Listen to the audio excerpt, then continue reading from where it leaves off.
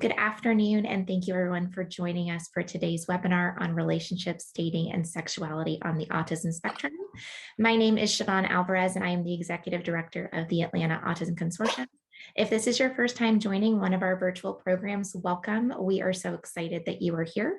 The AAC is a nonprofit organization dedicated to creating collaborative connections through the Metro Atlanta autism community. We host 3 programs just like this, and we are excited that in 2022, we will be also starting back with face-to-face in addition to virtual programming. So before we get started, just a few brief housekeeping notes. Please know that as an attendee, your microphone and camera will remain muted, but you can feel free to ask any questions throughout the event that you might have in the chat box, which is located at the bottom of your screen. Once I turn things over to our moderator for the afternoon, I'll go ahead and put a message in there. That way everyone knows where the chat box is. After the presentation, we will also have a live Q&A session with all of our amazing panelists. So any questions that you have throughout today's program, feel free just to put those right into the chat box and we will make sure that we get those answered for you. Also important for all of our attendees to know is that you'll receive an email with access to PDF copies of every presentation shared tonight. So please do not stress out about trying to take notes. We'll make sure that you receive this information, and we are just really glad that you're here. This will be sent to the email address that you used to register for today's program. So this afternoon, we are joined by Sean Hirt from Hirt Psychology, Tyler Whitney of Emory University School of Medicine, Amanda Platner from the Emory Autism Center, Cheryl Rhodes and Claire Dees from Spectrum Autism Support Group, Molly Tucker from Georgia State Center for Leadership and Disability, and Beth Champ from Threshold Community Program. Our panel today is also moderated by Celine Saulnier of Neurodevelopmental Assessment and Consulting Services. Celine, would you like to take things from here? Absolutely. So thank you so much, Siobhán. And it is an absolute pleasure to host this very important webinar for the Atlanta Autism Consortium. Just to introduce myself, I am a clinical psychologist. I'm also the president and chair of the Atlanta Autism Consortium. And I'm just thrilled to be here knowing that we have even some of our board members that are presenting tonight, like Amanda Platner. And we have Siobhán here as our executive director. So the AAC is just near and dear to my heart. We bring you guys in the community together every month, and we've been growing as an organization, and over the next year we just intend to do bigger and better things. So with that, my specialty is in diagnostic evaluations for individuals on the autism spectrum throughout the lifespan. And over the past year, actually 3 years since I've opened my private practice in Decatur, I have been evaluating more and more adolescents and adults, even for a first-time diagnosis of autism. And so I have been learning everyone in the community who I can reach out to, not being a therapist or clinician or interventionist myself, who are the experts. So I am just absolutely thrilled to have everyone here that you see, because they are my speed dial buttons for sending clients to the biggest experts out there. And we don't have time to have everybody present, so know that there are also other people in the community that provide services to adults, neurodiverse adults, and we can always give you additional contacts when needed. So without further ado, we want to leave as much time for questions, answers, and discussion at the end. So I'm going to turn it over to our first speaker, who I'm thrilled to introduce. I hope everyone can see my screen with the PowerPoint. Sean, is everything looking good on your end? Looks good on my end. Perfect. So Sean's going to take it away and he can introduce himself, but thank you so much for being here. So I'm Sean Hirt, and I'm a licensed clinical psychologist, and I own a private practice in the Vinings area of Atlanta. We provide individual, couples, and family therapy. And in fact, if there's enough interest in dating and relationships, we're also considering putting together a group to go over very specific topics that pertain to that. So I think it's important to kind of start in a place where we're trying to better understand ourselves and who we are, how maybe we identify, and then also understanding the importance of understanding how other people identify, right, and who they are. And this really ultimately helps us to understand what it is that we may be looking for in a relationship. So, Celine, if you can. So, gender, sexuality, interests, types of relationships, we'll talk about that. And then my kind of closing statement, which is that nobody is perfect and there's not going to be the perfect relationship. And I'll talk more about that a little bit later. But these are just kind of the main topics that I'd like to hit in my time today. All right, so there's a myth that there are two genders, right? And while we're making a lot of progress, right, it's not that dichotomy of male and female. In fact, gender is much more fluid, right? And I was just doing some searching and looking around on the internet, and it's growing, right? Like the different types, how people identify. And I think that it's an important piece for us to understand, how is it that we identify and what are we looking for in a potential partner, right? Common genders are cisgender, male, female, transgendered, non-conforming, but there's more out there, right? And so I think that it's just important that we start to try to put into place where we fall in this, and understanding that is fluid and can even change over time. But I think it, again, is helpful in identifying what we're looking for as well. All right, so sexuality. Again, this isn't an exhaustive list, right? I was doing a Google search, and at one point there were like 64 different ways of identifying that came up, right? And obviously I'm not going to take the time to go through all of them, but these are some of the more traditional, I don't really like the use of traditional there, but traditional, right, for lack of a better term, ones that come up, right, with asexuality really being this lack of sexual attraction or interest towards others. And then the bisexuality is sexual attraction to both the opposite and same sex, while heterosexuality is attraction to the opposite sex, homosexuality being attraction to the same sex. And then there's this new term, or newer for me, which is pansexuality, which is, it's not so much based on the individual's gender, but just who that person is as an individual. And then polysexuality. And this is similar to bisexuality, but people may choose to identify as polysexual when they don't want to kind of fall into that trap of saying, well, there's only two types of sexuality or genders. You could continue. All right, so when we're looking for someone that could be a potential partner, it's important that we understand that, yes, you should have some overlapping interest, right? At the same time, you're not going to have all the same interests. I've had many clients that have seemed pretty happy overall with the relationship, but they found one of their interests or hobbies annoying or just not useful to them, right? And that does not mean that you should just exit a relationship necessarily. In fact, it's not really that realistic, right, for a partner to share all of them, right? I could tell you personally that my partner has some interest that I don't find interest in, but that it's still a very rewarding relationship. And I love her very much. And I just want to emphasize that because this is being recorded and I'm sure she'll watch it later. Okay, if you could keep going. All right, so this is probably, I would say, one of the more important slides because it is hard to identify at times what type of relationship we have with others, right? But it's also very important because you don't want to send the wrong signals or misinterpret the signals that are being sent. So really, if you can identify and kind of clarify with others the type of relationship that you're in, then it helps to kind of bypass some interpersonal blunders, right? Perhaps you think somebody is interested in you in a romantic way and you make an advance and then that's not well received.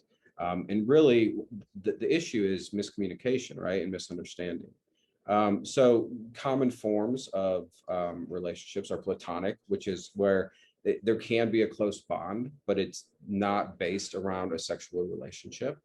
And then there's closed romantic relationships, which I would venture to say this is the majority of marriages in this country, although that's not the only way that you can be in a marriage. And a closed romantic relationship is where there is that close bond and there is a sexual relationship, but it also it's you're committed to one another, right? You're not going to go outside of the relationship. And then there's also open romantic relationships, and this is when there is the close bond. There's usually sexual engagement or a relationship, but that both parties agree that they're able to go elsewhere, and meet with other people outside of the relationship.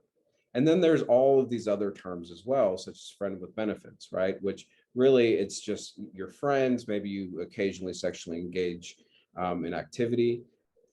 But you can see why it's so important that we identify what exactly it is, what type of relationship that we're in, right? So that we're not hurting others, and we're not getting hurt ourselves as well. Some other notable mentions: one night stands, right? These are brief sexual encounters. You usually don't know the person. They do not have to occur at night, right? And there is also, more casual relationships. And this is when the individuals really just meet up to engage in sexual activity, right? And they may or may not know each other, right? Other terms that may be used to describe this are booty calls, right? Things like that. And so as you can see, as we kind of go through this, there's so much terminology, right? That if it's never been explained to you what exactly those things mean, it can be very difficult to kind of navigate that world. So the takeaway point here to me is that it's really important to be clear on what type of relationship you are in with people. So if you could continue, thank you. Okay, so other characteristics, right? If you're looking to be in a relationship, it's important to know, what are you attracted to? What are potential deal breakers for you? In knowing these things, right, then it's easier to determine what type of relationship you want to be in with an individual, if at all, right? So if you could continue. All right, so here are just some things that I wanted to point out, and I kind of alluded to this earlier. No relationship is perfect. All relationships can be a roller coaster at times, right? Sometimes you feel closer, sometimes you feel further apart. And that's okay. That's just part of the process, right? The dance of being in a relationship. Relationships require work, right? To keep them going and to keep them healthy. The truth is that, most relationships don't last forever, right? And I bring that up because in a lot of the work that I've done, people sometimes are often looking for the one, right? But really it can be a process, right? Rather than a singular event. And then finally, relationships are good for us, right? The research is consistent. It's good for our mental, emotional, psychological, just all overall well-being. And so I think that that's important to just understand. Yeah. So what I've kind of presented here is just kind of like one small little fraction of the information as it pertains to dating and sexuality and relationships. I have some, if you can move forward. And here are some other topics that could easily be a part of things that need to be addressed, right? So dating etiquette, right? How do I dress, right? Hygiene, right? Things like that.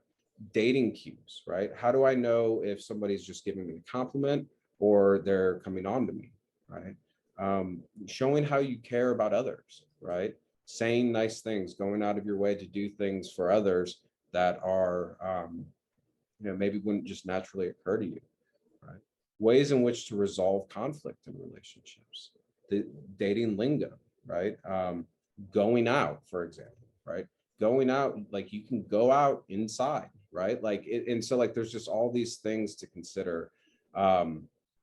that I think are really important. And I mentioned this, I think the last time I did this, and I didn't really spend a lot of time here, but safety is incredibly important. And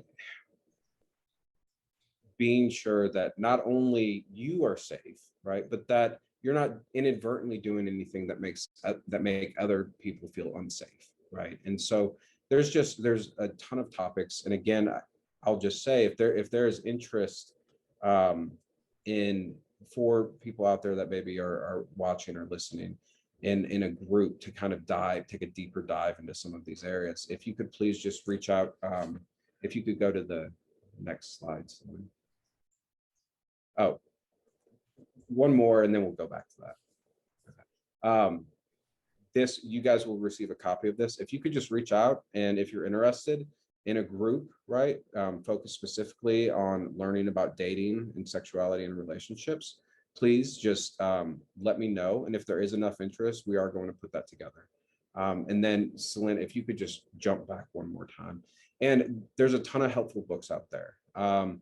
So for the one on the left and the right, I've read them personally, and I think that there absolutely is. And I've just heard really good things about the one in the middle, although admittedly, I have not been through it yet. So that's kind of my disclaimer.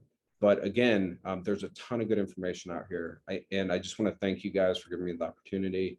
And I also look forward to connecting with the other presenters as well, because it's kind of a tight-knit community among us. So again, thank you, and I appreciate the time. Thank you, Sean. This is amazing. I can't underscore the safety issues enough, and how important it is to be extremely explicit about everything regarding sexuality, dating, relationships with this population. I know there are so many questions, and I'm trying to, I have to stop the share first. Okay, and then I can get out of here, I think.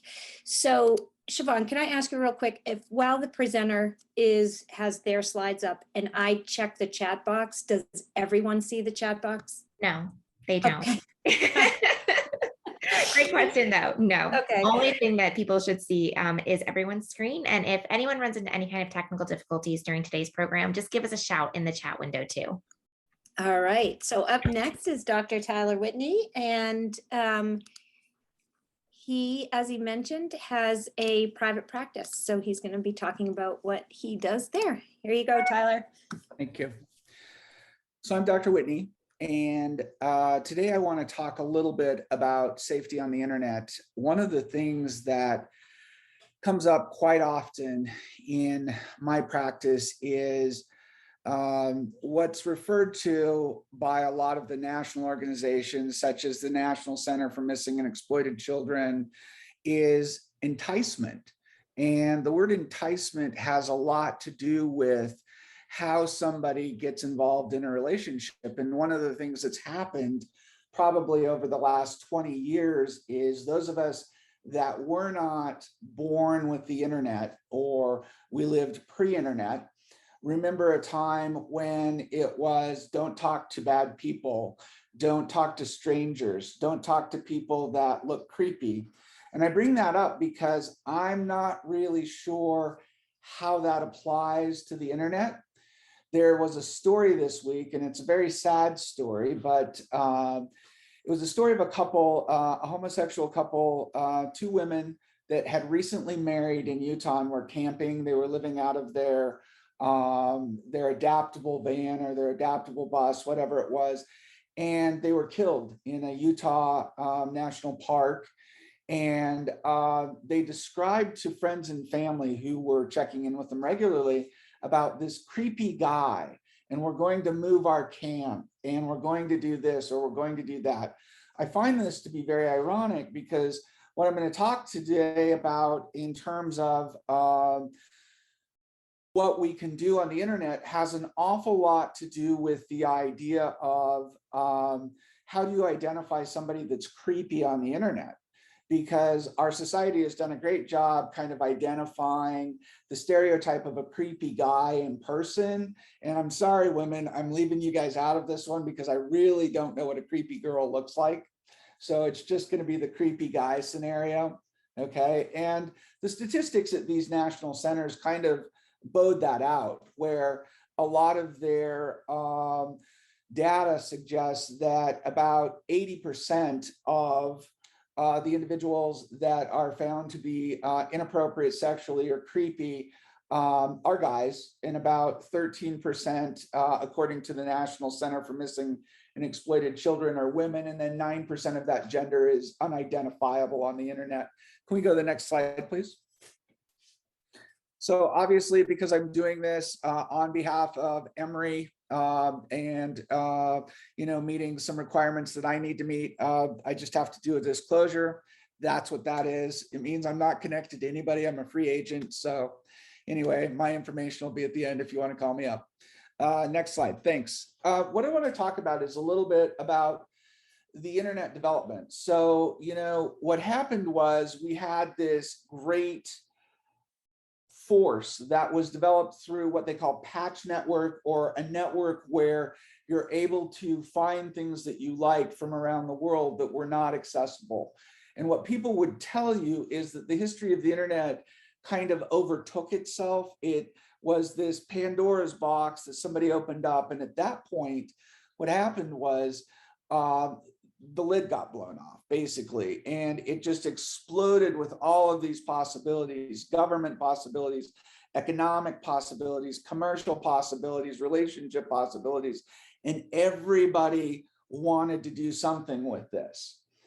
So in the opportunities that we had as individuals, we learned a little bit about the internet, and we learned a little bit about how to use it. Well, that's all kind of people. So you think about any type of play that you can think of. So getting in a sandbox when you were younger with kids. Who was in your sandbox? How do I identify the nice kids? How do I identify the kids that are not so nice? Who are the kids to definitely stay away from? Or learning how to do a dance, learning how to do a formal dance. How do you learn how to do that and do it appropriately? Those are the kind of things that we're going to talk about, as well as, the law enforcement agencies that are tracking this stuff like crazy. So just this to be said, and we're going to talk more about it later, there are tons of international organizations that are collaborating with federal, state, and local, and even tribal law enforcement to track individuals internationally. And it is turning into, dare I say, just a really wild and chaotic world where people are being discovered and things are being discovered about people. But we'll talk about that later. Also, strategies to know if somebody is being unkind, abusive, and what type of people leave what kinds of content to try to help or entice other people to follow them, be with them, coerce them, those kind of things. So next slide, please. So this, if you don't recognize him, is the Attorney General. And I'm not going to take the time just because I don't have time, but this is a link that you'll see when you get my copy of the presentation. And May 25th, just so that you know it, is National Support Child Abuse, Abduction, all sorts of exploitation types of things day. And he's actually talking about the way the agencies work in this and how they are funding these things. And when you listen to the numbers in terms of dollars and cents that the federal government, as well as state and local governments, are receiving to do this, again, it's seen as one of our biggest problems, because as most of us that, again, grew up in the time before the internet would tell you, we used to be able to ride our bikes 10, 20 miles from our house and be fine and ride home. We used to say, do we really have to come in at dinner time? Can we go back out if we hurry and eat our dinner? And now parents are very, very concerned to have eye contact on where their kids are and those kind of things because of just this type of thing. Go ahead, next slide.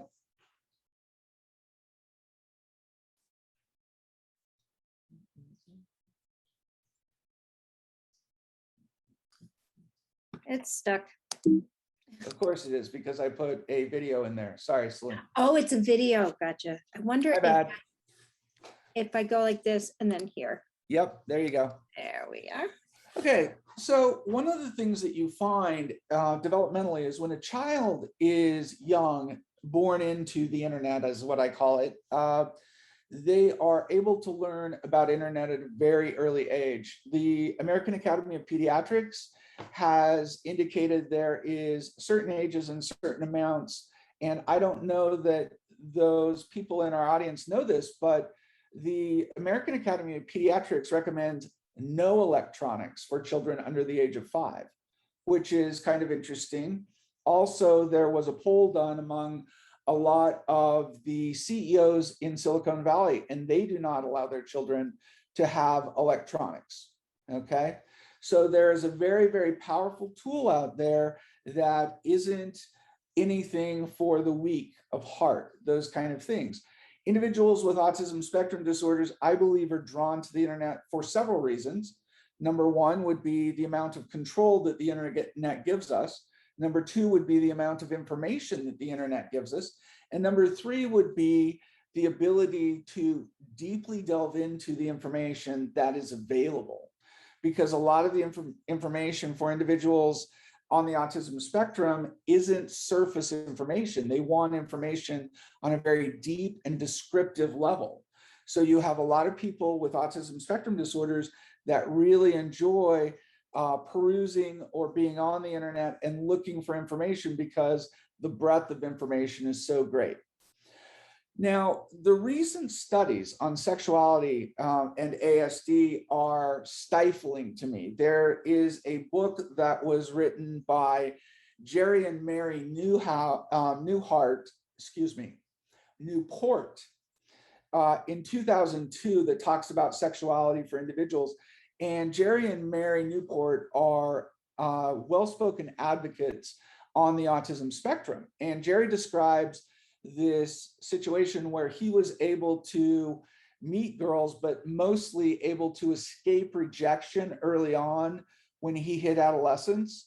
Mary Newport, on the other hand, had an experience where she was not very social at all until a family member who she considered an uncle, he was not by genetically her uncle, but he befriended her when she became an adolescent, and she went through a period where they would go on drives and they would have sex together. And she just thought that was okay because she was groomed that way and that was fine. Again, sexuality has a lot to do with what is going on around you culturally, and a lot of times because it's not talked about, and there's a myth out there that is still somewhat prevalent that individuals on the autism spectrum aren't sexual. And that's just not what the data tells us. So I think it's very, very important for us to think about the idea that just as many people that are neurotypical have varying degrees of sexuality, desire for sexuality, expression of sexuality, all those different types of things that Dr. Hirt talked about, they exist within the autism spectrum category as well. And so you have to take each individual person and you have to look at them and be very frank and very direct with them in talking about what their desires are for relationships. There are some people that have sensory issues and don't want relationships. There are other people that can't get enough stimulation from a sensory standpoint as well. So I mentioned earlier the National Missing Child Day on May 25th. It was put in place by President Reagan. These agencies that I'm talking about that are represented here by acronyms are agencies that are heavily involved in the search for criminals, cyber criminals. They've created a cyber tip line, and those are the types of things that are helping bring the numbers to where they should be. So last year, the cyber tip line reported just over in 2019, the cyber tip line reported just over 17,000 anonymous reports that were followed up on by the international agencies. In 2020, it was over 38,000. Okay, so the growth is just phenomenal as far as this is going, because we're creating what is the equivalent of a lifeguard in a pool, or an older child, or a supervisor in a sandbox, or a dance instructor in a dance lesson, to watch and to monitor the types of behaviors that are going on. A lot of video game guys would tell you that there are administrators on their games that if things are going wrong, they will actually get on and they will decide what the consequence or the penalty is for the people that are not playing by the rules. And I think the internet's coming of age as far as that is concerned, but the internet's been around far too long for all of those things to be policed. Okay, so preventative measures for the number one, do not give out personal information over the internet. I don't care who the person is. It becomes a public record and you never know where it's going to go. I think we've had that proven to us by politicians over and over and over again, because they just get blown up on the public media because of things they've done in the past, things they've said in the past, things they've left out in the public domain that come back to haunt them. Next slide, please. So this is an example of one of the things that the public is able to access, okay? And this is obviously for 3rd to 8th graders, but the National Center for Missing Children has gone to the length to create video games and platforms that can be navigated for kids between 3rd and 8th grade. And it talks about the safety measures and the things that you can do in order to keep yourself safe and others around you safe. And I think it's an incredible resource. But the other thing that I'm going to tell you is one of the things that's going to necessarily have to change is, in autism, a lot of the research that we're doing measures a certain type of behavior. And this type of behavior can be quantified because we're able to capture it with certain instruments. The type of skill set that you're using when you are talking about a high level intimacy type of a relationship has a lot more to do with the skill set that is spontaneous and in the moment. And I think a lot of the researchers in autism would tell you that now, that we're looking for things that people have to make very quick decisions about and have to be able to read both verbal and nonverbal things. So the way that we measure what types of behaviors are occurring and not occurring, specifically in the autism realm, is going to have to be modified in order for us to talk about truly addressing these types of issues. But I'm talking about things like, what do you want in a partner, in a friendship? Because it's different online than it is face-to-face. I'm talking about the idea that, you need to be able to make these types of distinguishing choices right in the moment. And there hasn't ever really been a normative platform for people on the autism spectrum. But I did learn some things while I was preparing for this. There was a guy named Alex Plank, probably 5 to 7 years ago, that created a website called wrongplanet.net.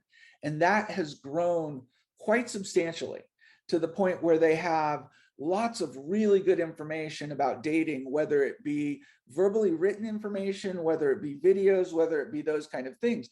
But I knew about Wrong Planet, but what I didn't know about was there is an aspies.singles.com that is actually an Asperger's dating website, and spectrumsingles.com is another one. And I had no idea, but my thought would be that these are the types of things where people that share similar perspectives on the world or similar mindsets might go to look for that. And I'm not suggesting at all that people that have autism should only be in relationships with people that have autism. What I'm saying is, if you find somebody of a similar mindset, you start a progression into a much wider world, and you're able to go forward with some rules, some boundaries, some constructs that might allow you to identify for yourself what it is that you're actually looking on some of the broader types of websites. Because I've had a lot of patients that have said to me, I definitely want a date. And what that looks like in my office tends to be us writing a profile for them together and us having a lot of interactive type of information for them so that they can start with a basis to move forward. And if you start out in the deep blue sea, you're going to uncover all sorts of things from, killer whales to sharks, all the way down to minnows. But if you start with people that have a similar look or characteristics to you, like Sean said at the end of his presentation, the idea is you can find some common ground. So my hope would be that people wouldn't see it as such a private thing anymore and would be willing to talk about it and would be willing to open up, because it is a very new area. But above all, remember, there are just as many not good people out there as there are good people. So it is really important to identify and to directly communicate what it is that you're looking for, and then directly identify, are they asking me to do things that I'm uncomfortable with? Are they asking me to give them information that I've been told to never give them? Are they asking me to, or are they making me feel good in a way that makes me want to do anything for them? Because some people do that just out of love and out of caring, but there are people out there that will do that to exploit you. Thanks for everybody's time. I really appreciate the opportunity to talk about this.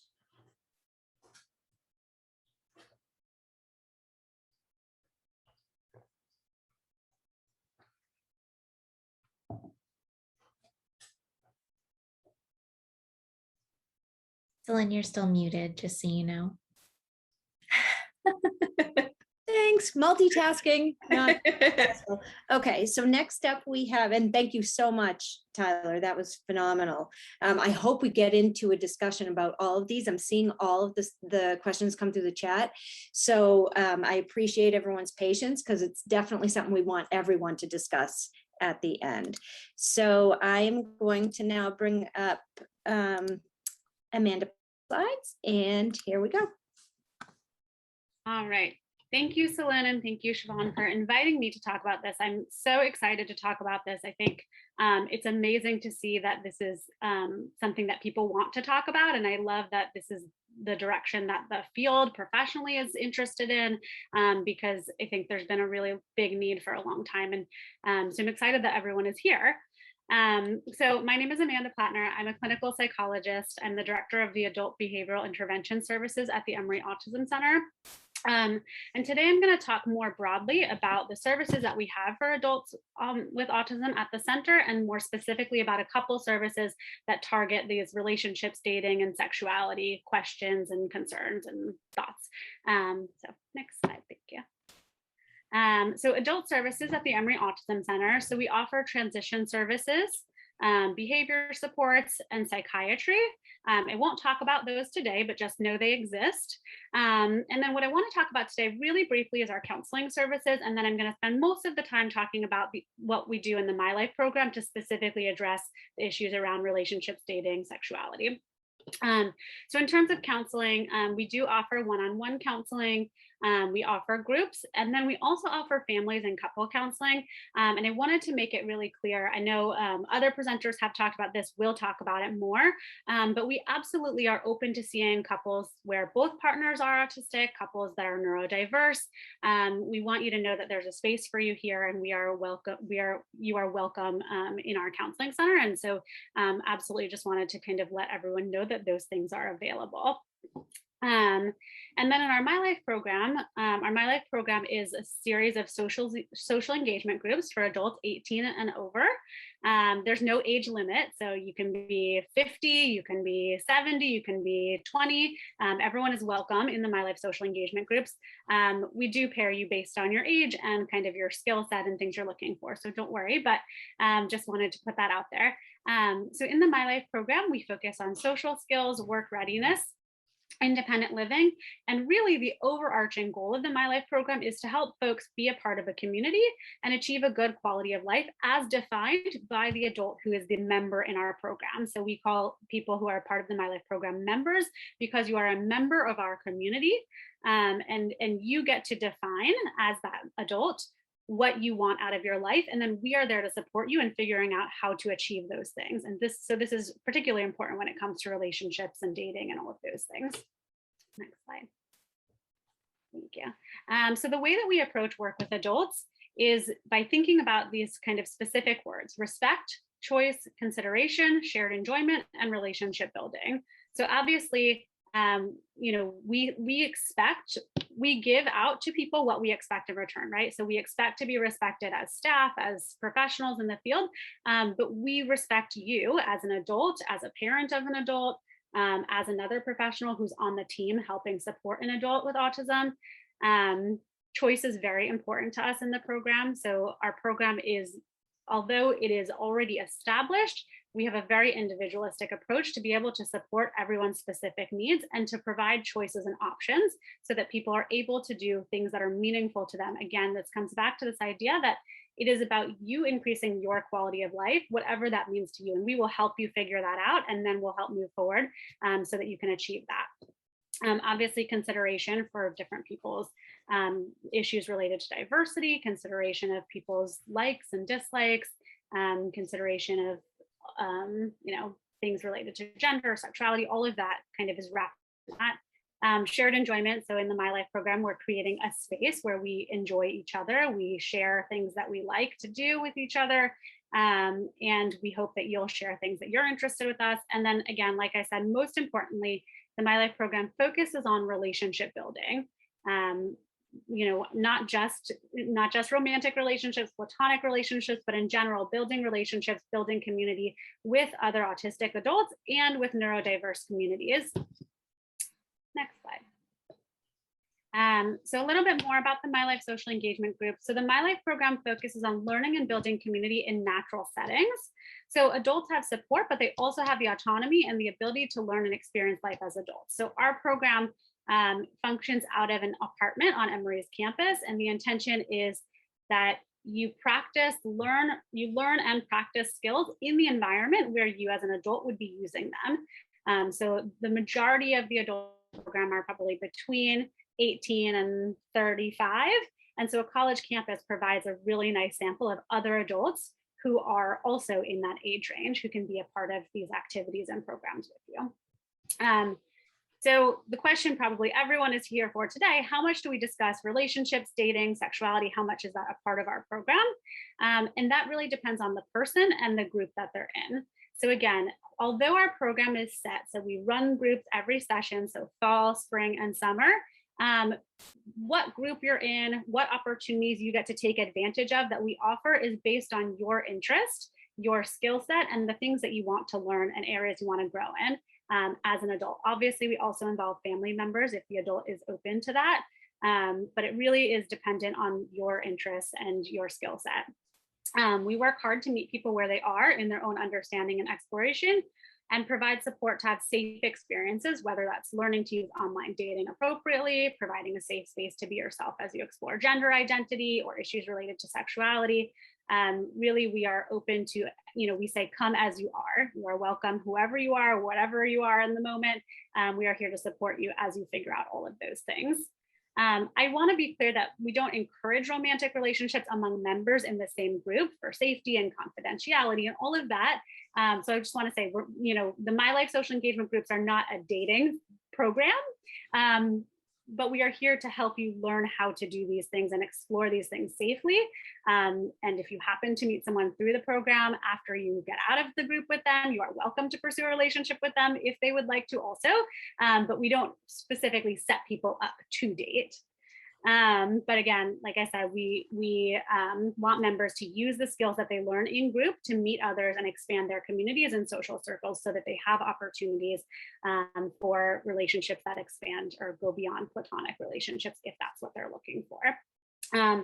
Again, our learning is driven by what do you know and what do you want to know?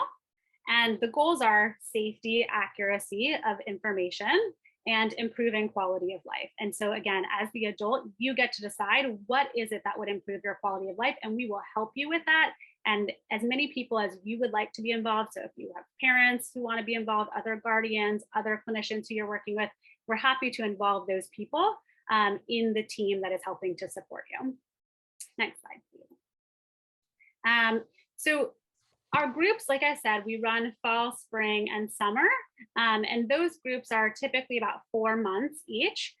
This past winter, we had an intensive, and we will do things like this every now and then when we have a group of people who are very interested in a specific topic. So in winter 2020, we did an intensive on dating and relationships. So some of the topics that we talked about in that, it was a week-long intensive. Some of the things that we talked about were different types of relationships, relationship goals for yourself, who you can or cannot date. So like, is it okay to date your therapist? No. Is it okay to date a friend of a friend? Maybe so. Where to meet people, online dating. So how do you even start with online dating? What are different online dating websites? How do you create a profile? All of those things. We talk about asking someone out. Where do you start with that? Where do you go on dates? So a lot of this is similar information to things that other panelists have brought up. One of the things that I think was really helpful is a before date checklist. So we make sure that we're doing all the things we want to do to prepare appropriately for a date. During and after date checklist. So do we reach out to the person afterwards? What do we do if we liked them and want to see them again? What do we do if we didn't like them and don't want to see them again? Lots of different options for flexibility and conversations. We talk about a dating bill of rights and responsibilities for on both sides. We talked about emotional and physical intimacy. We talk about things like love languages to help people understand themselves better. So what are you looking for in a relationship? How do you interact with people in those types of ways? Absolutely, like other presenters said, we talk about boundaries and safety. First and foremost, everything that we do is founded in, like I said before, safe and accurate information. We do talk about sex, we talk about anatomy, from the very basics of like, how do these things work? How does this happen, to more complex topics. I think Dr. Hirt had mentioned that there's so many different terminologies nowadays. So this is a safe space to talk about like, what does this mean? I heard someone say this, I don't understand. So anything related to that. And then obviously we talk about breakups, and unfortunately we talk about rejection and what happens in those situations, whether you've been rejected or you would like to reject someone who you've met, and how do we handle some of those issues. Here's just an example. This is one of the slides that we actually used in our winter intensive, just so folks can see, and this was created by one of our fabulous clinicians, not by me. But here's an example of some of the types of things that we would talk about and teach in this relationship intensive. And these are also things that we teach in our regular weekly meetings during sessions. But this was from our 2020 winter intensive, where we went through and talked about different types of relationships. So friendships, family, workplace, acquaintances. We talked about the difference between monogamous and polyamorous relationships. I like the other presenters mentioned things like dating one person, multiple people, emotional versus physical relationships, and kind of how people could be interested in one of these things, multiple things, different things. And then we always use visuals, and I'm going to get to in a second, activities that we use to make this learning really effective and to get people engaged in this learning and to really kind of practice what we're doing so that people truly are ready to go out into the real world and try some of these things. Next slide. So we learn through didactic instruction, through discussions, through activities. So some of the activities that we do are polls and quizzes. So like I said, we always start with talking about how much do you know and what do you want to know. We are not in the business of giving people information that they are not looking for yet or don't necessarily need yet. I saw someone's question pop up that I know we'll come to later about how to help people at different ages and stages of kind of starting to think about relationships or sexuality. So I just want to throw that out there, that we really do focus on where someone is at the moment and what they're looking for. So that's why we always start with, what do you know and what do you want to know? And then, like I said, we do activities like who is it okay to date versus not. We do lots of role plays. So we'll role play asking someone on a date. We'll role play being rejected or someone accepting and what happens next. We do lots of group practices, so looking up online dating sites, sharing ideas for profiles, making profiles together, sharing fun and safe date ideas. We watch video clips from famous movies to look at disaster dates or dates that have gone really well.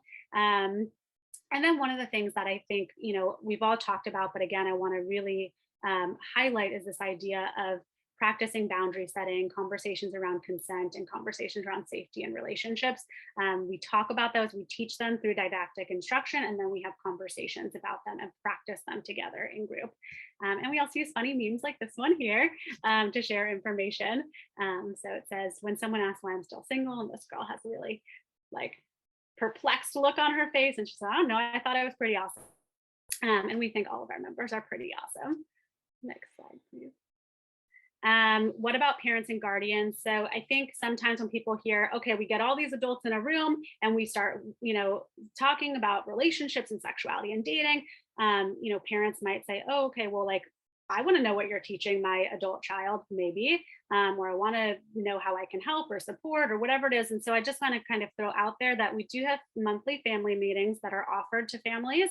And we're also happy to talk with families as requested. And again, if your adult is interested in having you be a part of the conversation, we are one part of a team of people supporting an adult.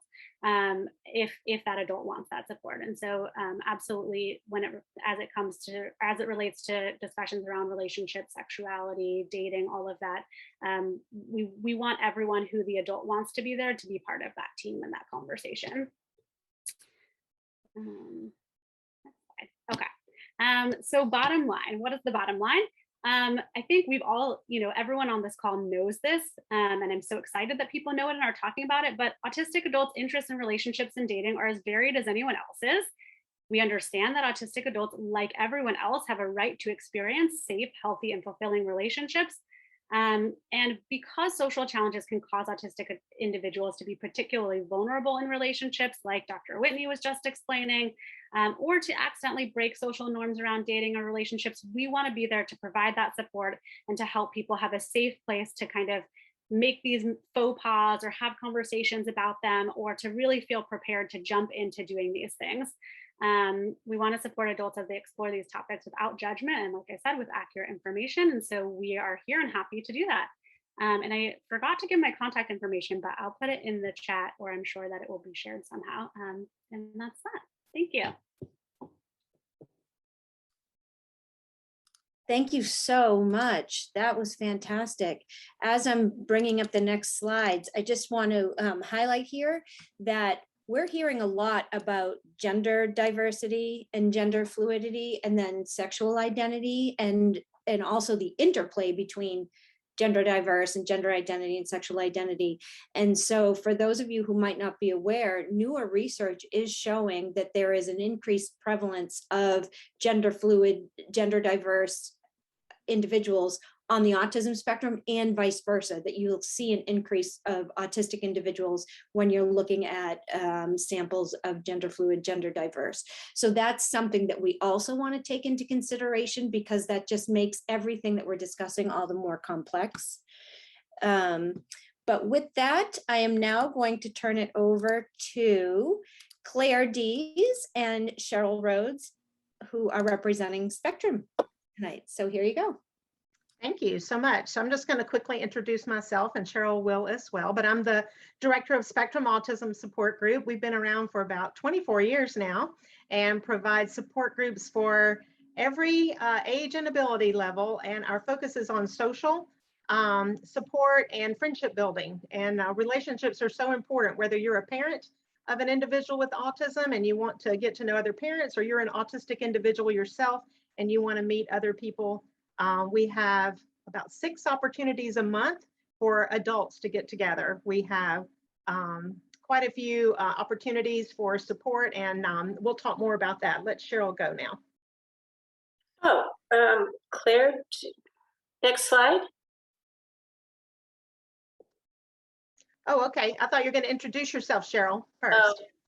Oh, Okay, sorry about that. I thought I would do that when I started speaking. That'll be fine. Okay, so Let me do that to make it easier for you. I'm just going to quickly go over some of the things that we do provide. We are based in Gwinnett, but we do serve people around the entire metro area and welcome anyone to come to our meetings. So our monthly support group meetings are always the first Thursday of each month. And we have one coming up on September 2nd. And we do have a breakout session just for parents of older teens and adults, as well as sessions for adults who are autistic. So we welcome the entire family to come out. We have a sibling support group, grandparents group. We have groups for people that speak Spanish only, a dad's group. So everybody has a place to fit, and we serve all age and ability. We have respite programs where we offer respite on the weekends for families. We do a lot of family activities. We might have an egg hunt, a holiday party. We do events like going to Gladiators games, and we give a lot of free tickets away. We just had a big Night at the Stripers game recently, so you have to follow us on Facebook. We give away a lot of things through social media campaigns, and we do camps. We do camps for ages 4 and up, so we even have adults that come to camp. We do overnight week-long camp at Camp Twin Lakes in Winder. We do day camp in the summer, 6 weeks, and we do Saturday camps during the school year and school break camps. And we do weekend overnight camps up at Camp Twin Lakes in the spring and the fall. We do a lot of community education and training. We have something called the Spectrum Community Inclusion Project, where we'll go train maybe people at the Aurora Theater or Shakespeare Tavern how to offer more sensory-friendly performances and make them more welcoming for individuals with autism and other disabilities. We train churches who want to start ministries for or synagogues for individuals with any disability, and businesses. So we're doing a lot of training currently for employers who want to learn how to better hire and have success with individuals with autism. Next slide. So these are the adult social support groups that we're currently offering. We have the co-ed groups that meet. We have the monthly social support group meeting during the monthly parent support group meeting. We have a monthly game night with board games, card games, video games, whatever people's interests are. And they do community outings where the group decides, do we want to go bowling? Do we want to go play putt-putt? Do we want to go to an improv show? Do we want to do the corn maze this year? And they decide on what outings are popular with the particular group we have at the time. And these groups are all for individuals that are out of high school. So usually 18 to 21 and above. We have women's only groups. So we do a craft social night with art and craft projects once a month. And then we have the Nest social support group, which is still being led by the Emory School of Nursing, Dr. Brasher. It's virtual right now, twice a month. And a lot of the topics involve some challenging topics like dating, employment, sexuality. We have quite a diverse group that attends that meeting, and everybody's welcome and accepted regardless of how they identify sexually. And then our latest group, the one I get most excited about right now, is our Neurodiverse Partners group. And Cheryl Rhodes is leading that for us, and she can tell you a lot more about that group. But that group is growing so quickly. We started a pilot during COVID, so it was virtual, and we've attracted people from all across the country. So it's been very exciting to see that we can meet that need and to bring these people together. I mean, a focus of ours is really connecting people and sharing hope. So to see these individuals find other people that understand what they're going through. Some of our couples may both be on the spectrum, or some are just married to someone on the spectrum. So next slide. Okay, Cheryl, this is your time. Okay. I want to welcome everybody and thank you for coming. This topic is really one that's important to me and to Claire, and I think to all of the panelists. And mostly it's because we're hearing questions from individuals about these very topics. And I see even from the chat that that's true here today. So I'm going to try to be as brief as possible to leave as much time for other presenters and for you to get your questions answered. As Claire said, this group, we piloted this in January of 2021. I've been involved with Spectrum for many years. Years ago, led sibling support group, and then Claire and I have talked for a while about trying to organize programs for neurodiverse couples. So this group specifically for the spouse who's married to somebody or in a long-term significant relationship with someone who's on the spectrum. It's growing, as Claire said. We literally have folks here from New York and Southern California and in between.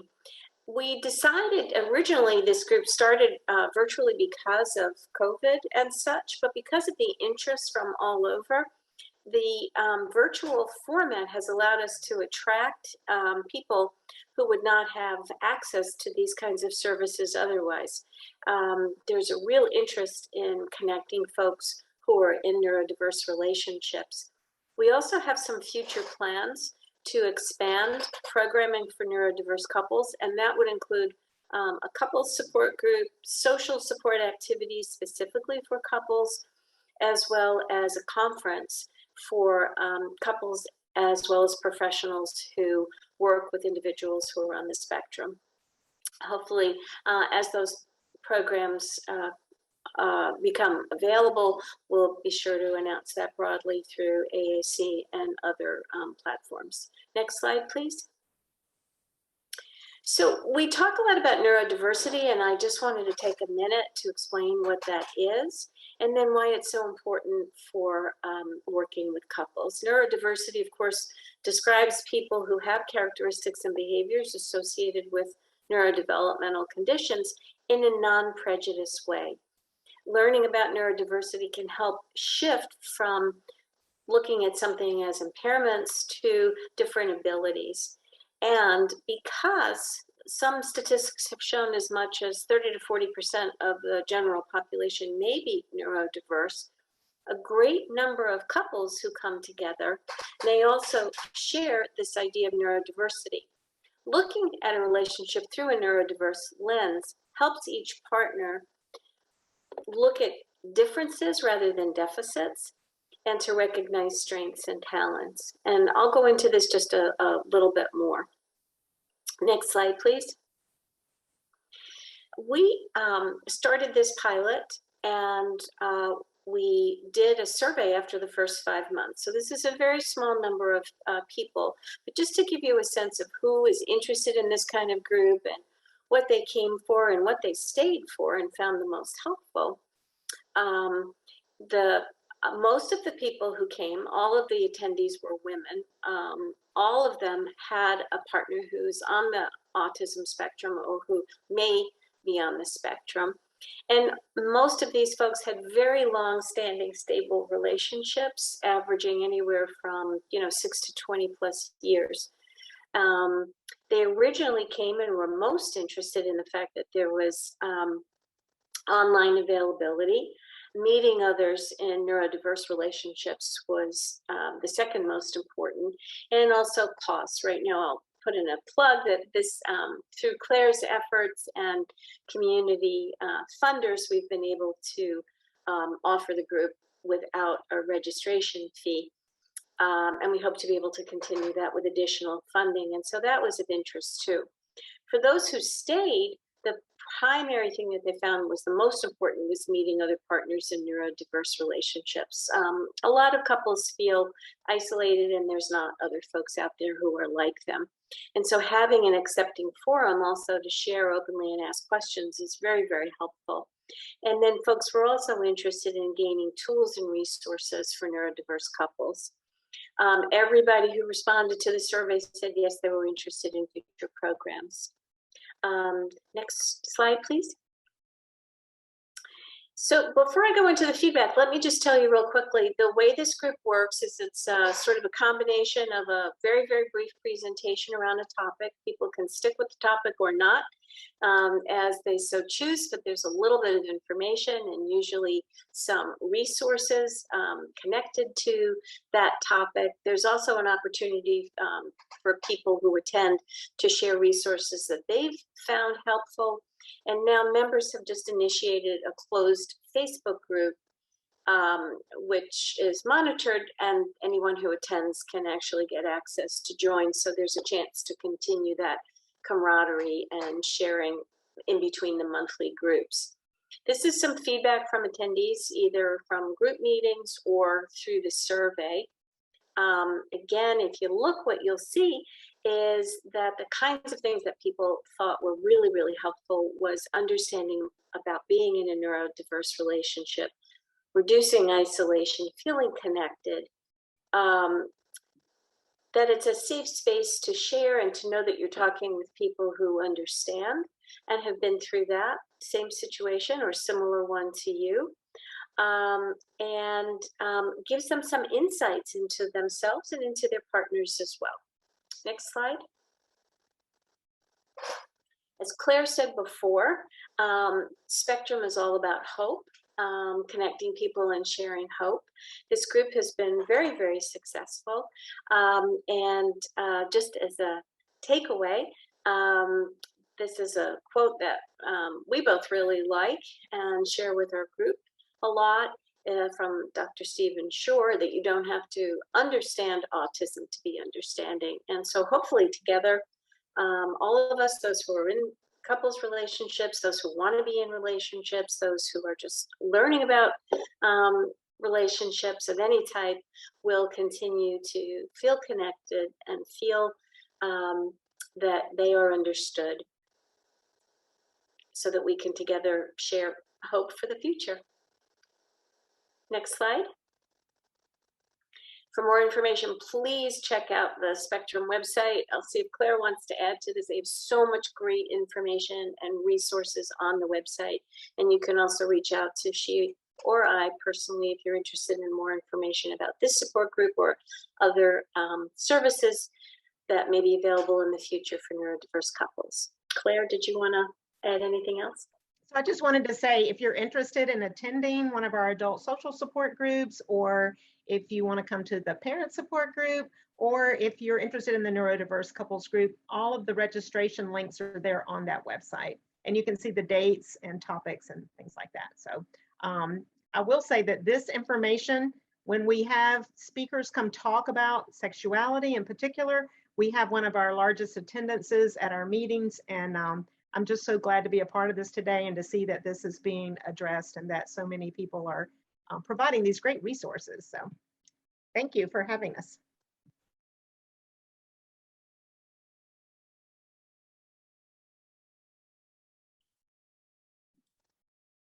Lynn, just so you know, Thank you both so much. And thank you for bringing, you were saying that you're promoting outside from COVID, you're getting a reach beyond just Georgia. You're bringing people into our webinar from outside. I'm seeing Pat Schissel from AASE. So thank you so much.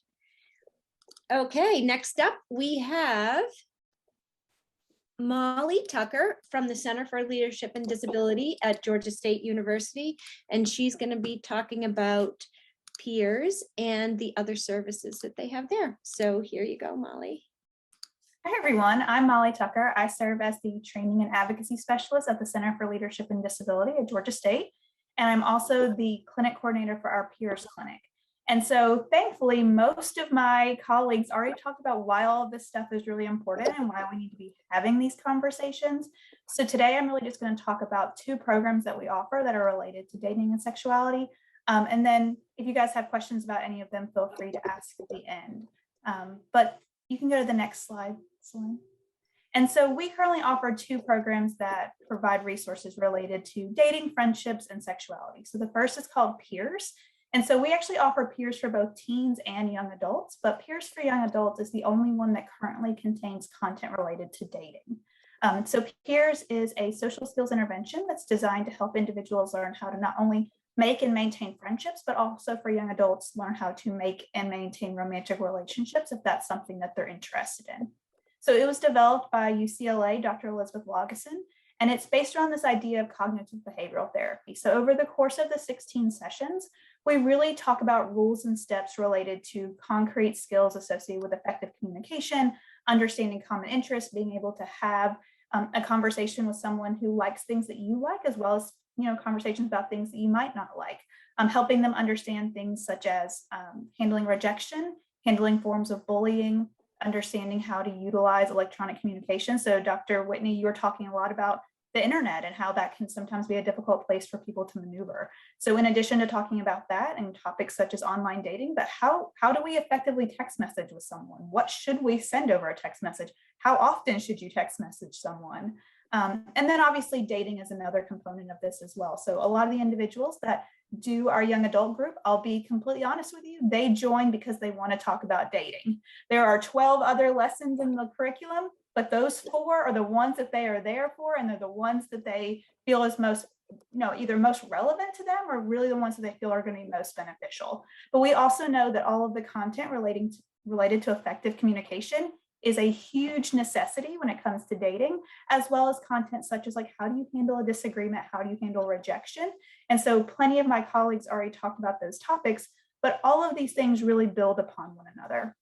So for our peers curriculum, I'll show you in a second what the actual content consists of, but it's designed to not only be delivered in its entirety, but the order in which it's presented, because the skills build upon one another. And so as people have the opportunity to practice these skills through what are called behavioral rehearsals, and they get more confident in those skills, they're starting to see how they all connect and how they all really do impact someone's quality of life, and again, their ability to make and maintain relationships. The other program we have is called Friendships and Dating, and this was developed at the University of Alaska Anchorage. And so right now we are actually offering this within our inclusive post-secondary education program called IDEAL. But Spencer Norris, who's my colleague and whose contact information is on the slide, she is also trained to be a trainer within the community. So I'll show you a little bit more about what that curriculum is as well. But if you're interested in learning more about friendships and dating, as well as how might you be able to become a trainer so you can implement it within your own setting or within your own kind of community, feel free to reach out to Spencer and she can tell you more about what our training opportunities look like in the coming year. Celine, you can go to the next one for me. So this is the peers curriculum for young adults. So I actually highlighted the lessons that are directly about dating, but as I mentioned, there's obviously a lot more on this list that contributes to the ability to find a partner and then to keep a partner if that's something that you're interested in. So we start off the curriculum for the first 7 lessons, really focusing on effective communication. How do you trade information with another individual? What should you or should you not share about yourself? How do you find a source of friends, or in this case, how you might find a potential partner, someone that you might be interested in dating? How do you find that? Where do you look?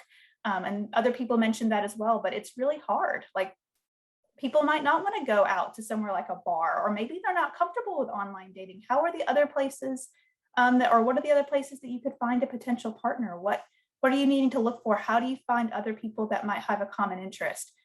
Dr. Hirt, you said something at the very beginning that I want to really reiterate because I think it was incredibly important. So in peers, we talk a lot about the importance of common interest, because it's often how you begin to develop a relationship with someone. It's something you can talk about, it's something you share, it's something you can do together. But as he said, you do not have to like every single thing your partner likes in order to have an effective relationship with someone.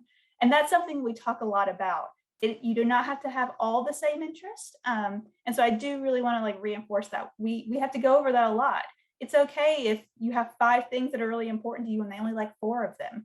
If you find 4 out of 5, that's amazing. That would be an ideal situation, but really helping people understand that. And then, as I said, it goes from basics and sort of the essentials of communication into some of these more abstract concepts, such as dating, handling disagreements, and bullying. For peers right now, our program, I see a couple of people asking questions. It's for 18 to 26-year-olds.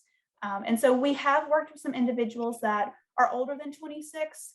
And so if you are older and you're interested in some of this content, feel free to reach out to me, because we do offer individual sessions as well. But right now, our young adult groups are 18 to 26 years old.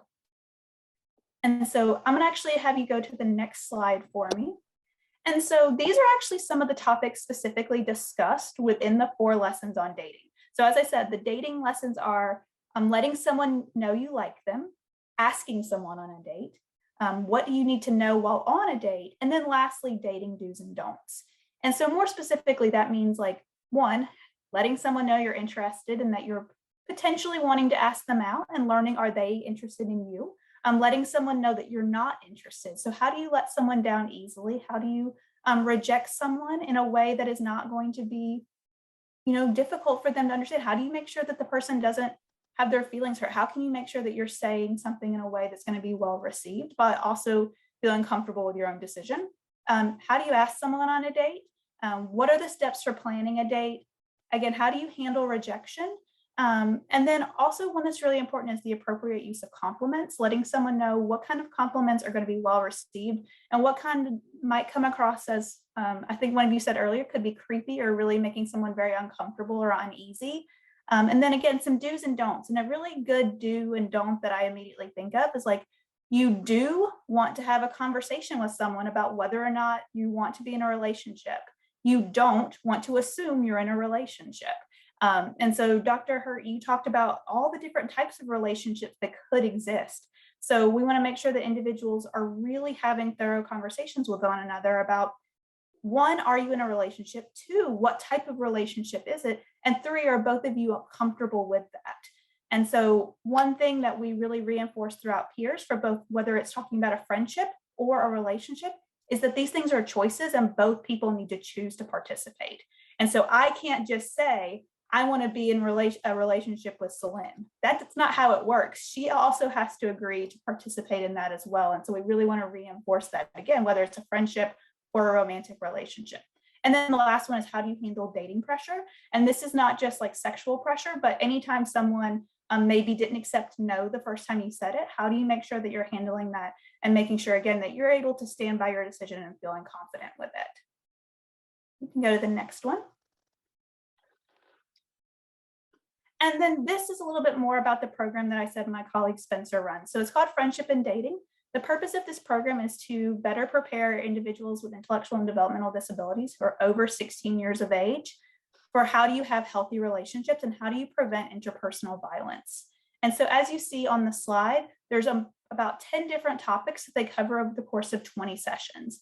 And like peers, this is really based around the idea of not only understanding the skill, but being able to practice it or utilize it. So for each of the topics, they have 2 sessions. The first session is really going over, what is this? How do we understand what it is? Better giving sort of that didactic lesson, sort of the lecture on the topic. And then the next session is actually going into the community and interacting with an organization or an opportunity that directly connects with that. So for example, when they're talking about sexual health, one of the things they might do is go to somewhere like Planned Parenthood or another organization that provides support for individuals that are looking for, reproductive health resources and things such as like condoms and other items that an individual might be looking for. And so this curriculum really is built around not only understanding those topics, but being able to access resources related to them. And so again, if you're interested in learning more about it or interested in learning about training opportunities so that you can bring this content to, again, your communities, feel free to reach out to Spencer. Her contact information is on the slide and she would be happy to talk to you more. But again, our program for peers is 18 to 26 years old. We are currently accepting applicants for our fall group. So if you're interested, feel free to let me know. And my email and the website are in the slides, and I'd be happy to talk to you more. Yes.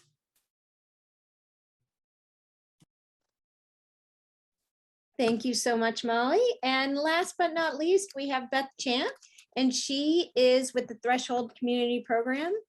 I'm going to share my screen so that you get her. Here you go, Beth.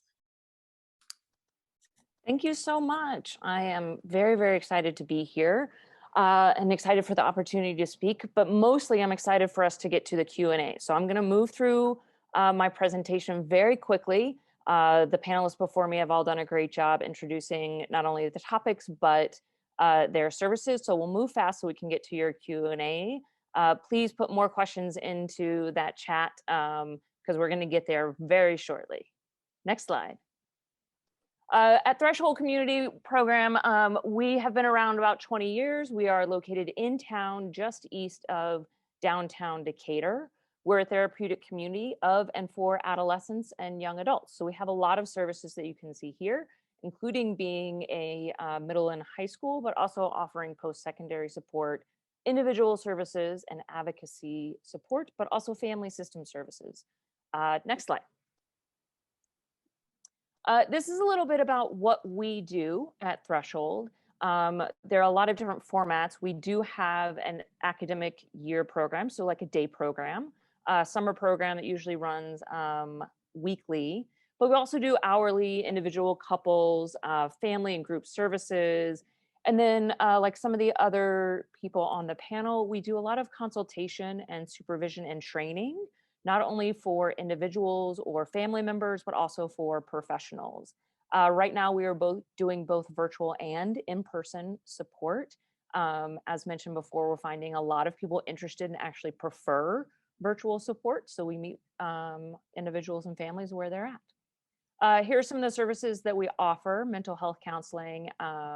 We have a lot of trained mental health therapists, social workers, family therapists, but we also do academic intervention with certified teachers who are also trained in therapeutic way of support. And the one that I wanted to call out that hasn't been discussed yet is IEP support. So support for people who are in the public system. That actually comes up a lot in terms of relationships and sex and sexuality, and having an advocate on your side is really, really helpful. So for those of you out there for whom that is important, we do that kind of support.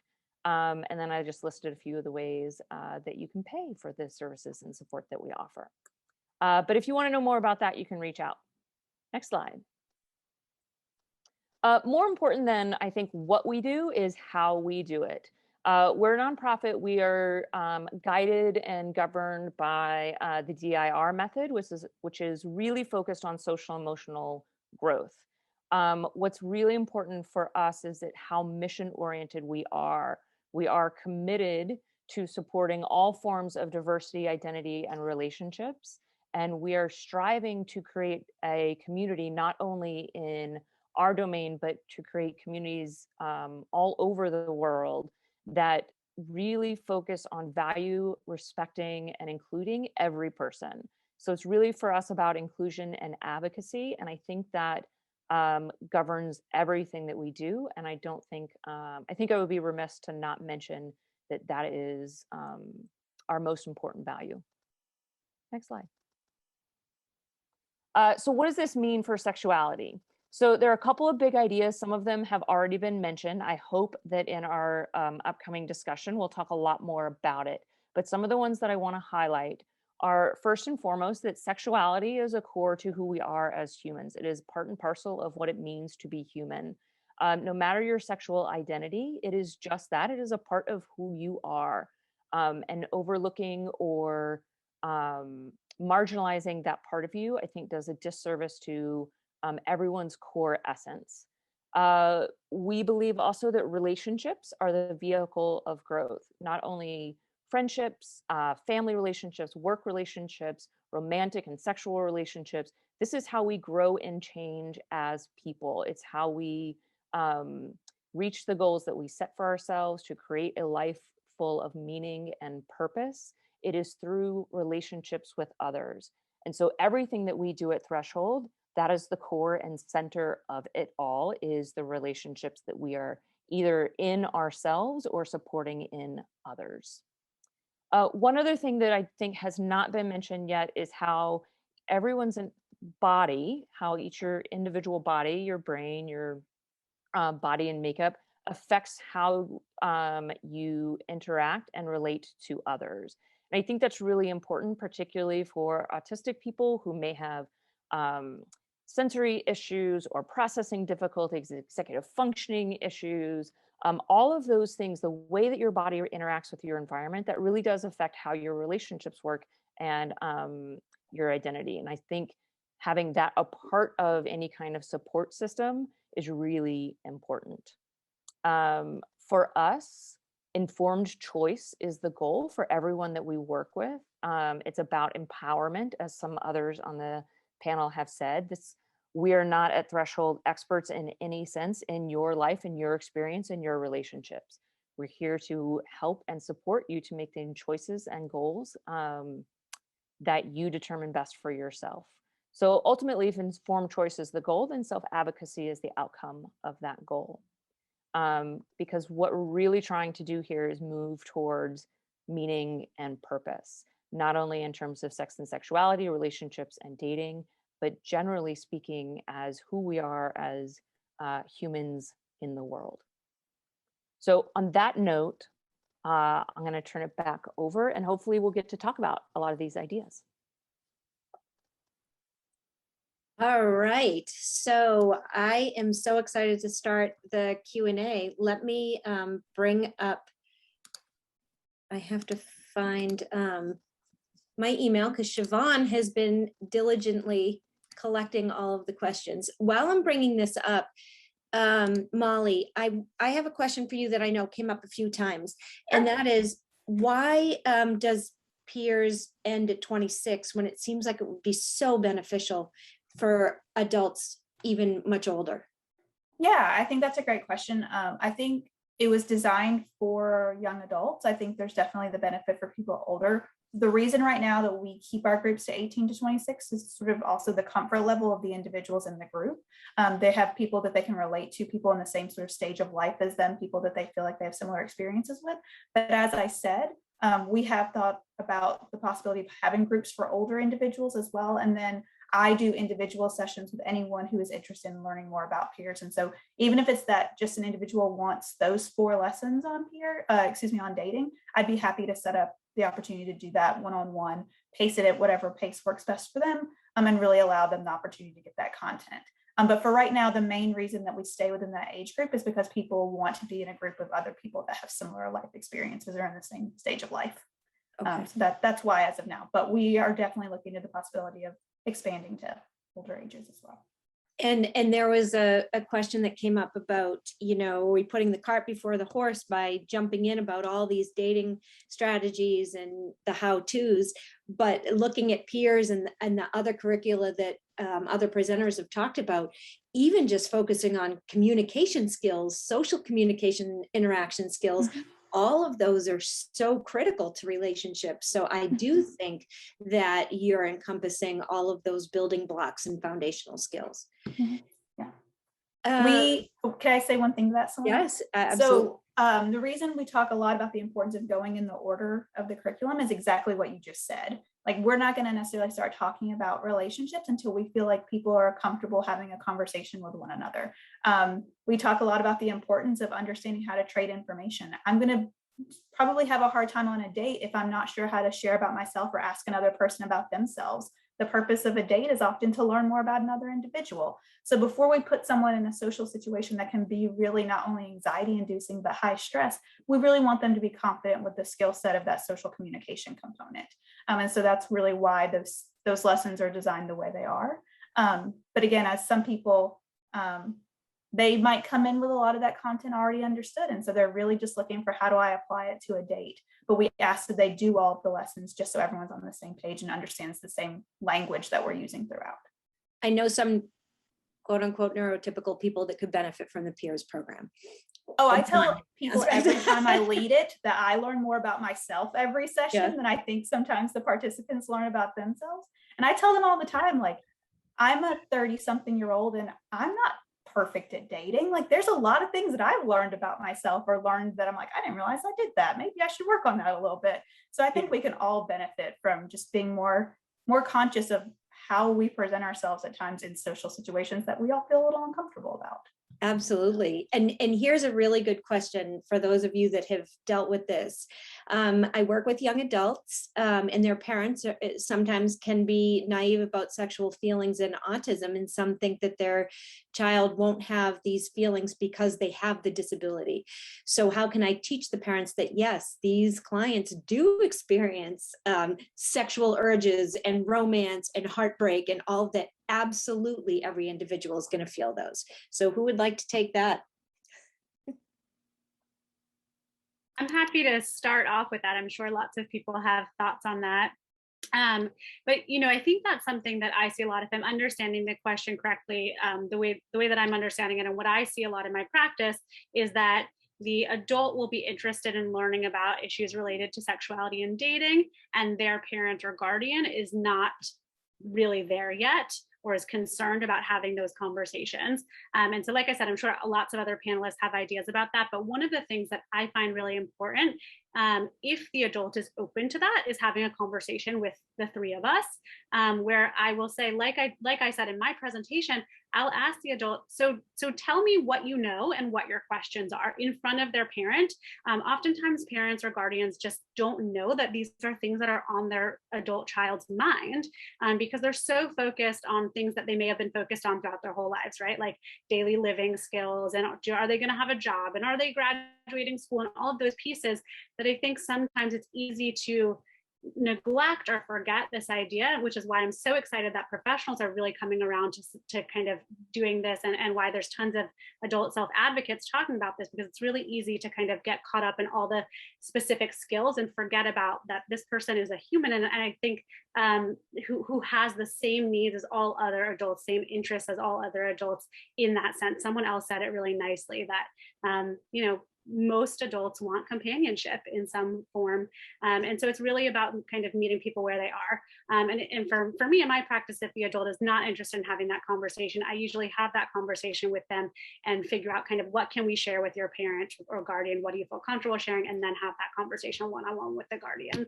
And what about the level of intellectual disability, if that exists? How are you all dealing with that and matching the terminology and the conversations with level of developmental functioning?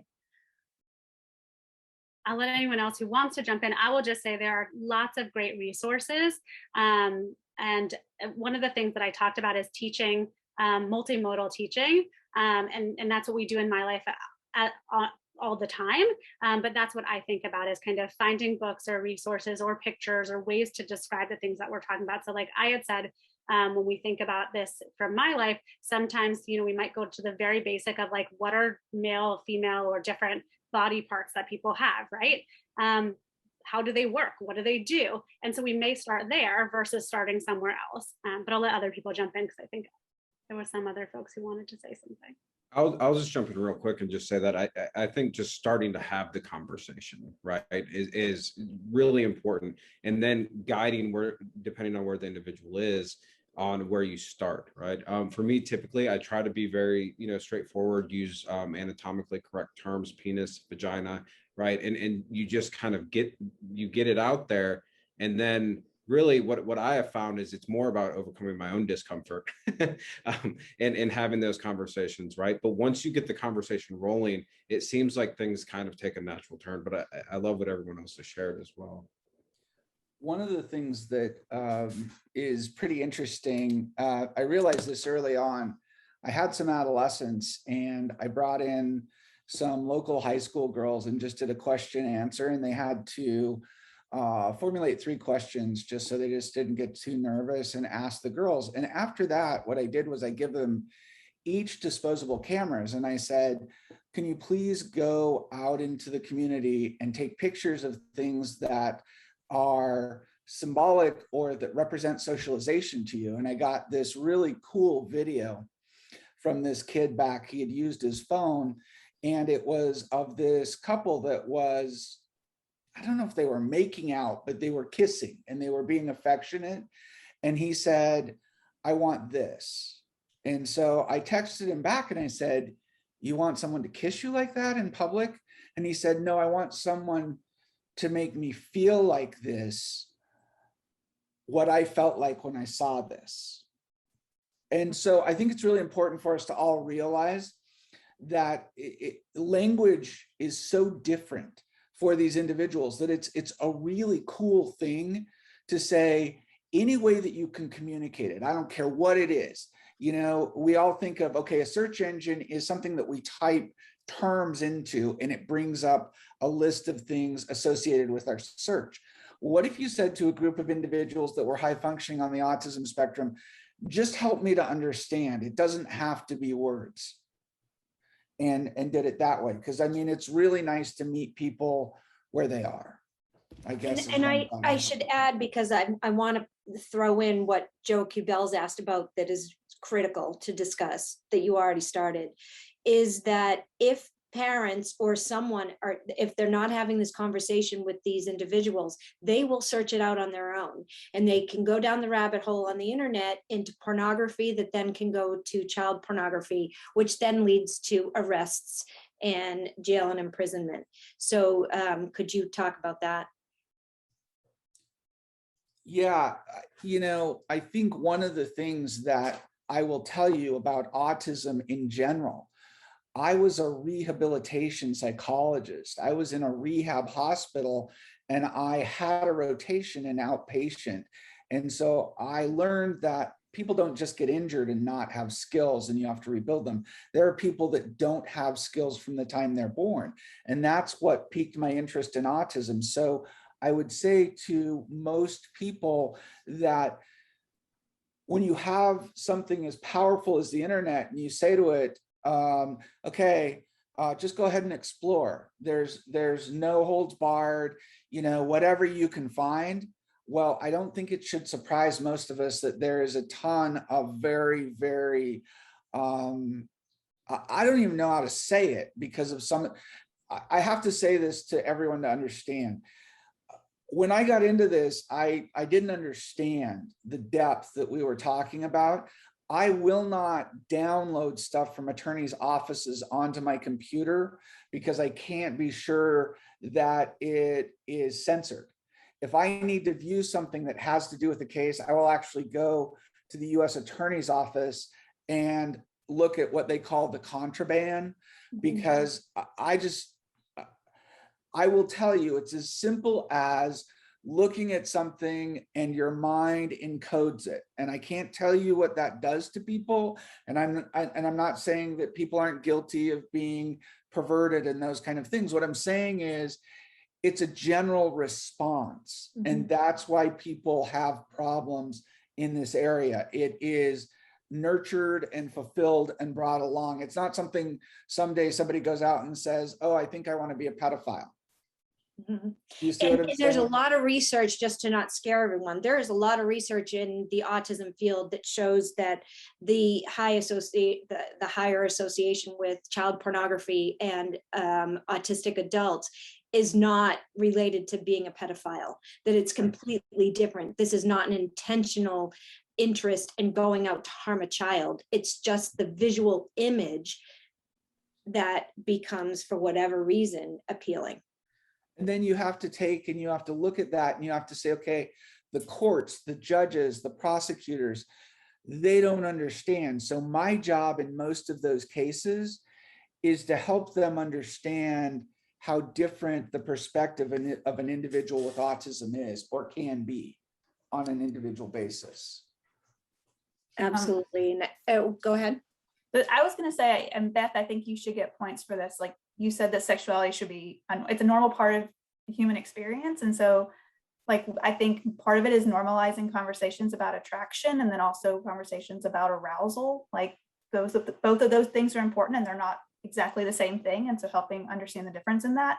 And I definitely agree about the component of pornography, but I also think it's important to reinforce that like in peers, we work with individuals that don't exclusively have autism. And that's a problem for a lot of young men. It's not just individuals with autism that are dealing with misunderstanding what is in porn and what is real life. It doesn't reflect real relationships. And so just helping them understand that, but also helping realize that that's not exclusive to one population. There's a lot of individuals that are having a difficult time understanding what they see on their screen is not always what they're going to see in real life. But Beth, I think you really made the most important point. Like it's a natural part of the human experience. And so feel free to jump in because I don't want to take credit for your comment. Go ahead, Beth. I think what you're saying, Molly, is exactly right.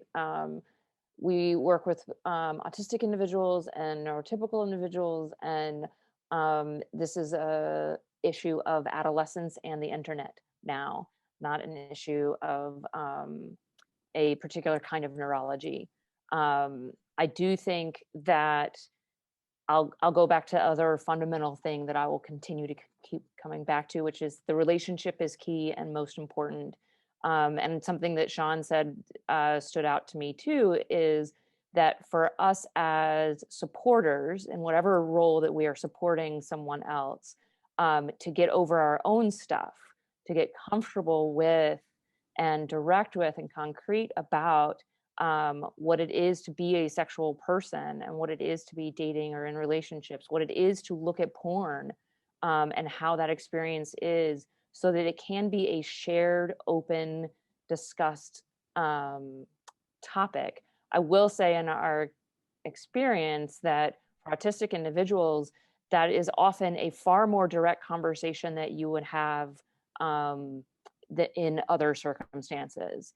And so helpers really need to get clear on their own stuff, and then be willing to dive straight into it, so that you can come alongside someone and say, okay, hey, you and I, we're talking about porn now. And we're going to talk about what's like porn sex looks like and what real sex looks like and feels like, and what is it that you want from your sex life, if anything.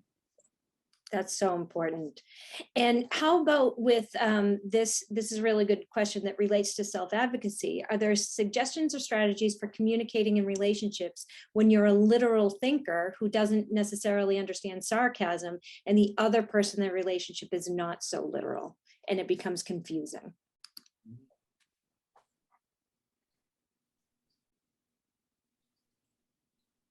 I guess I'll jump in. Go ahead. Or, I'm just going to say what we talk about in peers. So we talk a lot about what's called assessing interest. So understanding not only facial expressions and body language, but the importance of tone and volume control and the way that phrases are used. We do an activity and an exercise where, like, I will have people close their eyes and I'll say something and I'll say, do you think I was being sarcastic or being serious? And then I'll have them open their eyes and I'll say it the exact same way and help understand that often our words and our facial expressions, for example, need to be connected, and that we need to understand the context of conversations. So really, like, and that doesn't answer every question and it doesn't work in every situation, but really providing them with tips and suggestions on how to assess the interest of the other person, while also helping them understand the interest that they might be demonstrating, how that could factor into how someone is responding to them. That's just one example that I would suggest. Thank you.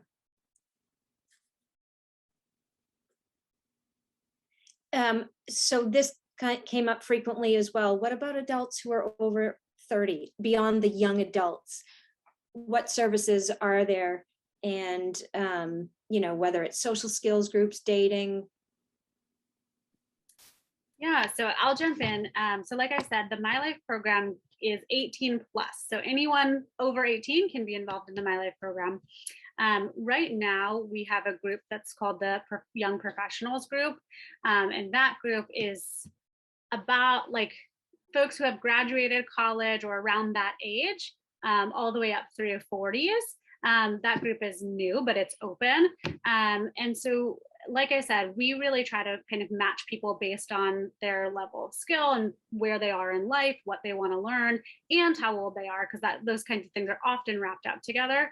And so, you know, if we had someone come to us and they're, let's say, in their 50s, and we don't have a group for people in their 50s right now, we would kind of hold your information, keep you in our minds, and say, all right, as soon as we with someone else who, you know, is looking for the same things and is around the same life stage, we'll make something for the two of you. And that's really the lovely thing about our program. And it sounds like some of the other programs here is that we're really flexible. We want to serve the community in any way that we can. And so if you reach out to us, we'll make sure that if we don't have something for you now, as soon as something comes up, we'll reach back out to you. I think it's critical, you know, that we think about individual planning. I have some guys in their 40s and in their 50s, and I'm using places like Neighborhood, and they have groups on Neighborhood that do board games and those kind of things. And these are people that have cars and jobs, but they maybe are incredibly obsessive about questions, or they may like a really, really specific level of detail. I think you can go to places like Neighborhood, type in where you live, look at the groups that are available, see if there are opportunities for you to do that. I've even offered to some of those individuals to go with them. I would go with them to Toastmasters. I would go with them to these groups. I would, you know, anything that was, oh, there's an app called Meetup, you know, and they have anime types of things. I would go because I'm curious. I mean, who takes these groups and makes them? I would like to know, because a lot of the individuals that I see in my practice are experiencing that cliff between what I'll call, you know, functional daily living skills, plug to Celine, you know, and, you know, what it takes in a relationship to make spontaneous types of decisions, because we're not there yet as far as that assessment goes. We're just not. And along the lines of social activities and opportunities for adults of all ages, a lot of our adults, you know, are independent financially and can't afford clinical services, and a lot of adult services are not covered by insurance. What opportunities are out there that are on sliding scale fees, or maybe even have no fee? Yeah, so the My Life program, we do have a subsidy option if people are interested. And we also take GVRA and other waivers. So we have some options. And then also for counseling at the Autism Center, we take insurance. Some clinicians take insurance and some clinicians have sliding scale. So there are a couple options. And I think, as I would guess most people on this call, we try very hard to make sure that our program is accessible. So reach out if you're looking for something. If we can't help you, we'll try to connect you to someone who can. And Claire and Cheryl, I know that Spectrum's, your groups are, if they're not free, they're affordable, correct? Yes, all of the Spectrum support groups are offered at no charge. Yep. Yeah, they're totally free. And we serve individuals 20s, 30s, 40s, 50s, even have a 60-year-old in our women's group. So we're definitely not just looking at the younger individuals. They all meet together too and get along great.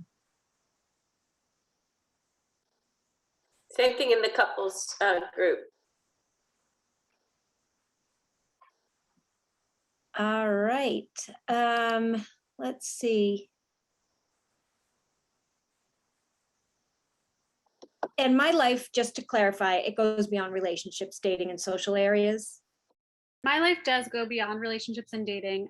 So we talk about vocational stuff. I was just focusing on that today, but feel free to reach out if you have questions. And also I saw another question about that My Life is full. There must be an error on the website. I will check it out, but our program is not full. We are always happy to accept new members. So feel free to reach out if you're interested. Okay, I have another question here, and this comes into sexuality and gender identity. Are there ways to tell the difference between asexual and simple avoidance? And how do you as a parent help facilitate the process if your adult child expresses interest but's overwhelmed by the dating process?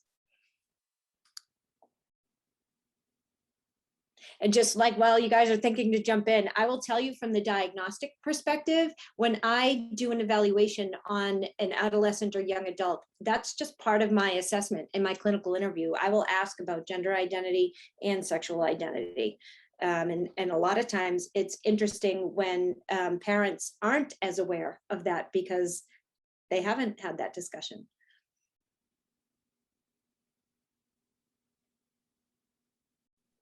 Well, and again, I think it goes to the point of, you know, having conversations, right, and talking, right, and putting things out there. You know, there is a distinct difference between a lack of sexual interest, right, and fear of the topic, right, and so I think that even like the more that we can define terms so that we know that what exactly it is that we're talking about, the more clarity will come with that.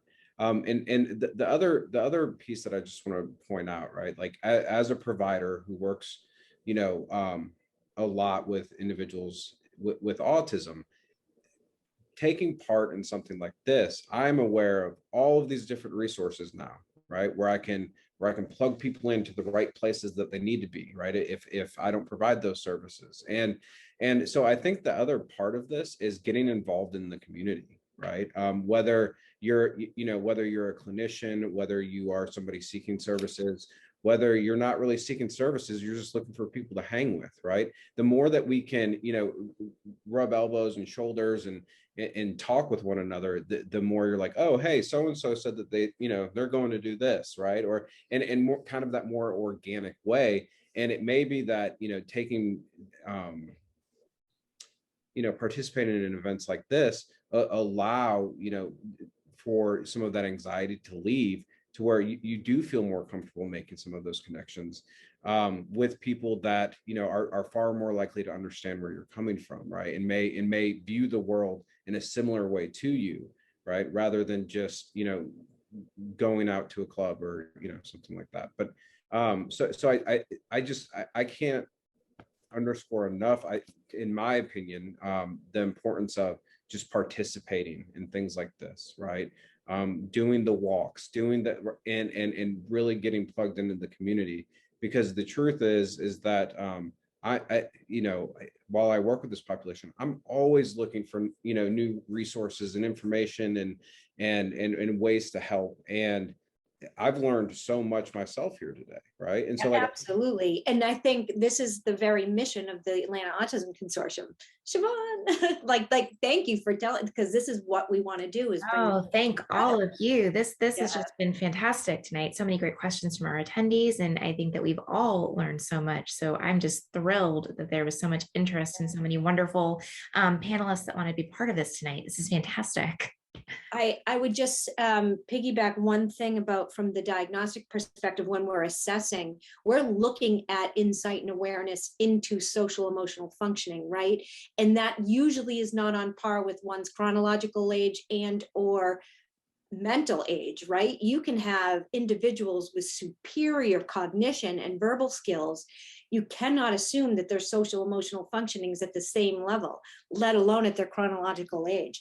So when we figure out what those discrepancies are and the personal profile strengths and weaknesses, you have a better understanding about, does this individual even have sexual awareness yet? Are they even able to map on vocabulary to sexual identity or even gender identity? And so in a way, if we think we have a young adult who's socially functioning at a much younger level, in some ways they don't have foundational social skills that very young school age children have, then of course they're not going to have a good understanding of their sexuality and dating and relationships. So we have to start where they are. And that's to Amanda's point, and to Molly's point, and to Beth's point about all of you, that's what these programs are doing, is matching to level of functioning. So use the people like me in the community who are outlining those profiles through the evaluation to better inform where to start with these conversations. And I wanted to just pick up on something that Celine and Sean said, and something I saw in the comments about this idea of I don't know where to start or how to understand what my adult child is thinking about these things. And I just want to kind of throw out there, I think all of us have said it or felt it or wanted to say it, but there is no shame in coming to us. You don't have to feel, parents or guardians, that it is all on you to figure out, how do I talk about this? How do I bring up the conversation? What words do I use? It is absolutely okay. And we want you to come to us and say, hey, things going on. I see that they're going through puberty or talking about this or thinking about this or searching this online, and I need help figuring out how to approach this. We are here for you, and we want to do that for you. We want to help you kind of navigate issues that, we're all talking about it as if it's really easy to talk about, but I do think that issues around sexuality and dating relationships are awkward sometimes, right? And so we acknowledge that, and we are here to help you through the easy stuff and the awkward stuff.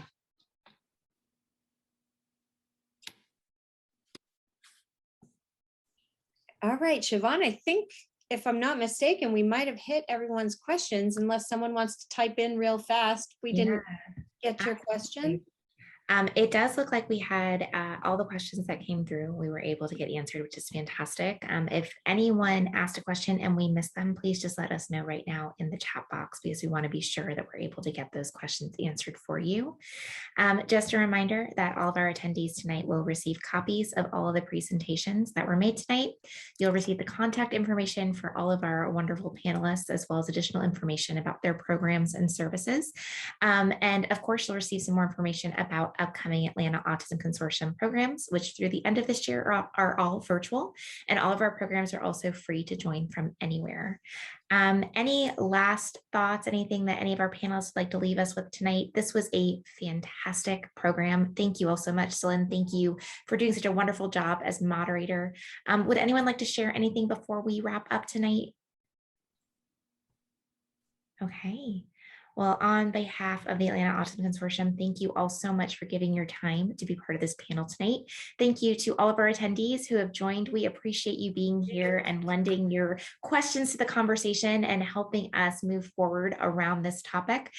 We recognize that one program is not enough on this. And so our hope is that in the future, we can provide more resources and programs and panels around sexuality and dating and relationships as well.